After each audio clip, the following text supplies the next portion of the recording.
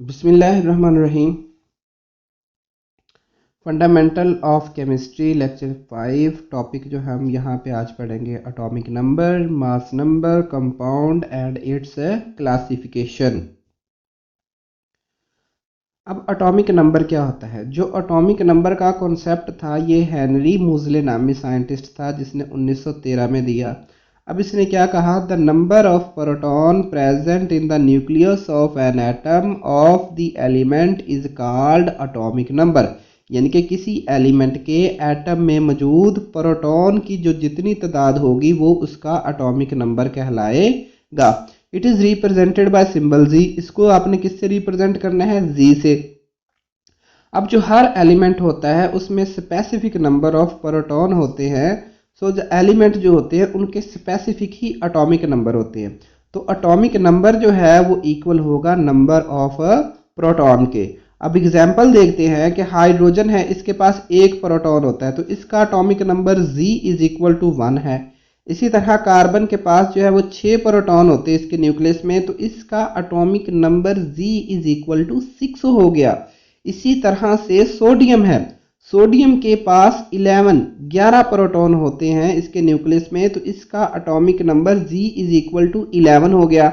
इसी तरह हमारे पास जो सल्फर है इसके पास 16 प्रोटॉन्स होते हैं तो इसके न्यूक्लियस में 16 प्रोटॉन होने की वजह से इसका atomic number Z is equal to जो है वो 16 हो गया।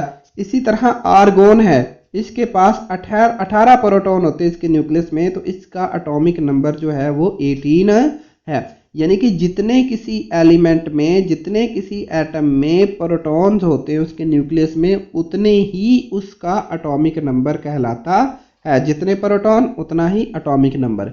अब आगे आ जाता है एटॉमिक मास। इसको मास नंबर भी कहते हैं।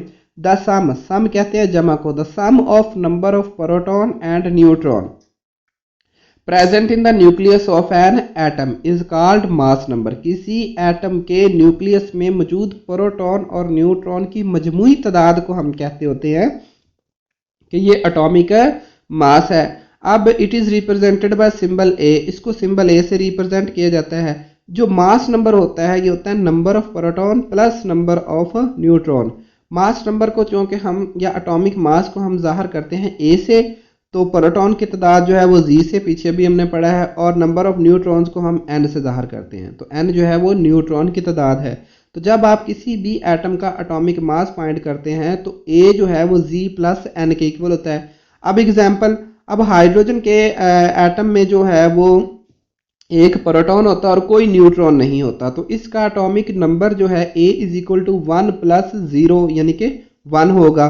इसी तरह कार्बन जो है इसके पास जो न्यूक्लियस में होते हैं वो 6 प्रोटॉन होते हैं और 6 ही न्यूट्रॉन होते हैं तो इसका एटॉमिक मास या मास नंबर जो है ए इज इक्वल टू 6 प्लस 6 यानी कि 12 होगा।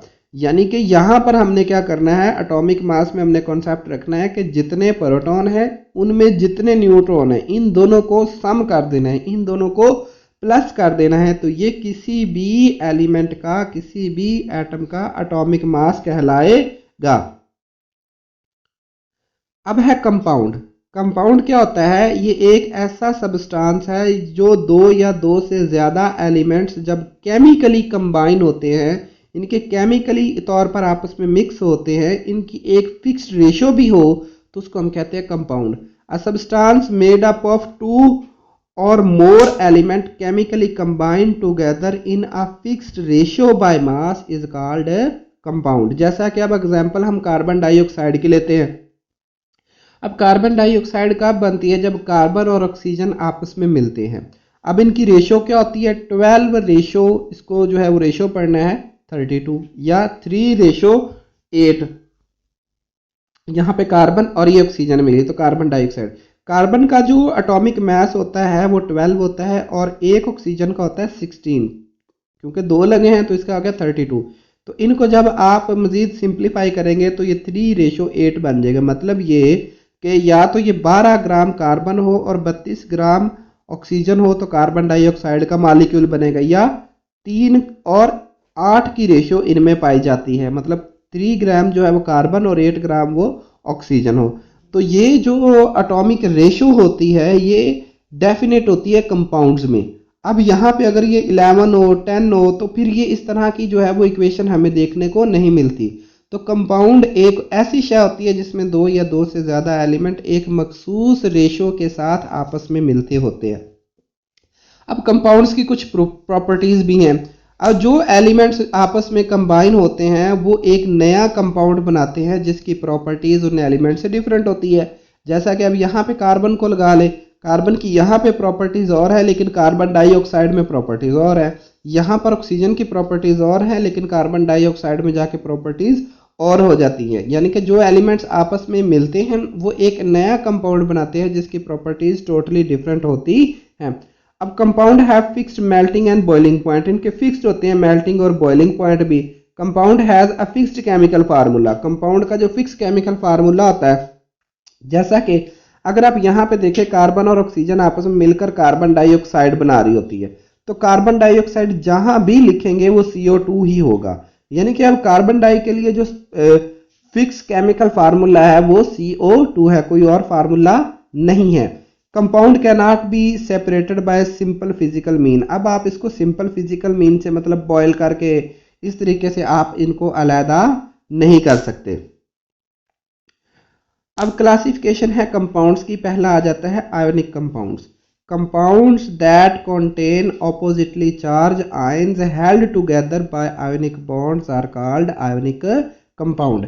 ऐसे कंपाउंड जिनमें ऑपोजिटली चार्ज्ड आयन हो। ऑपोजिटली चार्ज आयन से क्या मुराद है? प्लस माइनस, ये दोनों एक दूसरे के ऑपोजिट है। तो ऑपोजिटली चार्ज आयन जब आपस में एक बॉन्ड के जरिए, जिसको हम कहते हैं आयोनिक बॉन्ड, इसके जरिए जुड़ते हैं तो जो कंपाउंड हमारे पास बनता है उसको हम कहते होते हैं आयोनिक कंपाउंड।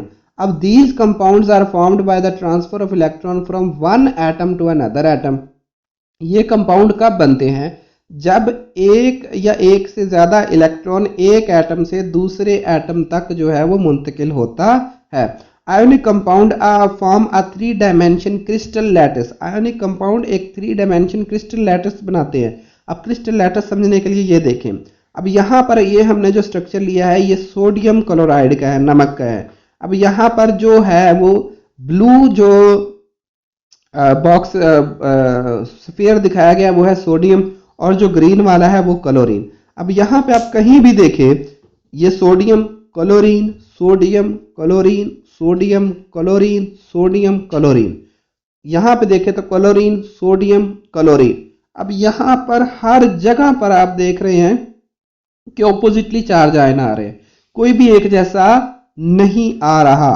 इसी तरह से sodium chlorine sodium chlorine sodium chlorine sodium chlorine sodium chlorine sodium chlorine, तो ये ऑपोजिटली चार्ज आयन हैं जो कि एक strong electrostatic force of attraction से जुड़े होते हैं।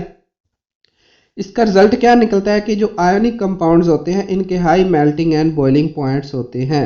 अब इनको आप फार्मूला यूनिट से रिप्रेजेंट करते हैं, इनका मॉलिक्यूलर फार्मूला नहीं होता क्योंकि ये एक यूनिट की फॉर्म में ही आपको मिलते होते हैं। तो क्रिस्टल लैटिस ये जो अरेंजमेंट होती है इसको हम कहते होते हैं कि ये जो अरेंज्ड एटम आपस में, अरेंज्ड आयंस जो है वो आपस में मिलकर एक इंटायर स्ट्रक्चर बनाते हैं, इसको हम कहते होते हैं क्रिस्टल लैटिस। दूसरी टाइप इसकी आ जाती है कोवेलेंट कंपाउंड्स। अब कोवेलेंट कंपाउंड्स ऐसे होते हैं जिनमें शेयरिंग होती है इलेक्ट्रॉन्स की बिटवीन एटम, एटमों के दरमियान इलेक्ट्रॉन्स की शेयरिंग होती है। अब आयोनिक में हमने क्या देखा कि एक एटम से दूसरे एटम में इलेक्ट्रॉन ट्रांसफर हो जाता है। जो इलेक्ट्रॉन देता है वो पॉजिटिव बना लेता है, फिर जो लेता है वो नेगेटिव बना लेता है, और फिर जो वो आपस में अल्टरनेट लेयर में एक तरतीब के साथ ऑपोजिटली चार्ज आयन आते जाते हैं और आयोनिक कंपाउंड बनता है। लेकिन कोवेलेंट कंपाउंड में ऐसा नहीं है, बल्कि इसमें सिर्फ शेयरिंग होगी। तो a molecule is represented bye molecular formula, इसको हम जो है वो मॉलिक्यूलर फार्मूला से रिप्रेजेंट करते हैं, जैसा कि H2O। अब इसमें आप ऑक्सीजन है, सेंटर में 2 हाइड्रोजन लगे हुए हैं, तो ये इसका एक कोवेलेंट कंपाउंड है, इसको रिप्रेजेंट किया जाता है। इसी तरह ये HCl hydrochloric acid, CH4 methane, इसी तरह ये H2SO4 है ये वाला, तो ये सल्फ्यूरिक एसिड है। इसी तरह CO2 ये कार्बन डाइऑक्साइड जो है ये कोवेलेंट कंपाउंड है। इसमें भी जो है इन सब में जो है वो इलेक्ट्रॉन्स की क्या हो रही है, शेयरिंग हो रही है। जब इलेक्ट्रॉन की शेयरिंग होती है तो फिर हम उनको इस तरह जो है वो सिंपली रिप्रेजेंट करते हैं। और यहाँ पर हमने किसी के ऊपर पॉजिटिव और नेगेटिव नहीं लिखा। क्यों नहीं लिखा? क्योंकि यहाँ पर इलेक्ट्रॉन्स की शेयरिंग नहीं हो, इलेक्ट्रॉन की शेयरिंग हो रही है बल्कि ट्रांसफर नहीं हो रहा। तो इसके साथ ही अगर आपको ये लेक्चर अच्छा लगा हो तो प्लीज़ सब्सक्राइब माय चैनल।